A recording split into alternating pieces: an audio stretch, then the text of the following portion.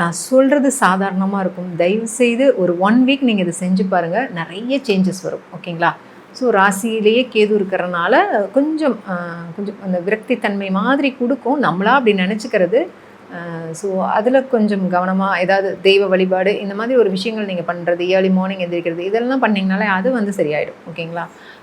Otherwise பார்த்தீங்கன்னா 3ஆம் இடத்துல சுக்கிரன். ஸோ 3ல் சுக்கிரன் இருக்கிறது ரொம்ப சிறப்பான அமைப்புங்க. அது ஆட்சி பெற்று 3ஆம் இடத்துல ஸ்ட்ராங்காக இருக்கார். ரொம்ப அருமையாக இருக்குது. கூட சூரியன், ராசி அதிபதி சூரியன் நீச்சமானாலும் நீச்ச பங்கத்தில் தான் இருக்கிறார். ஒன்றும் பெரிய மைனஸ் கிடையாது.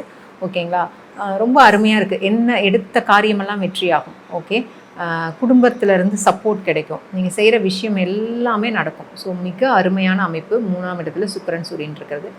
4ல் செவ்வாய் புதன். ஸோ புதன் இருக்கிறது பார்த்திங்கன்னா ஃபேமிலியில் நல்ல ஒரு சந்தோஷத்தையும் என்ஜாய்மெண்ட்டையும் கொடுக்கும். ஆனால் செவ்வாய் இருக்கும்போது நம்ம ஹெல்த் கொஞ்சம் நல்லா பார்த்துக்கணும்.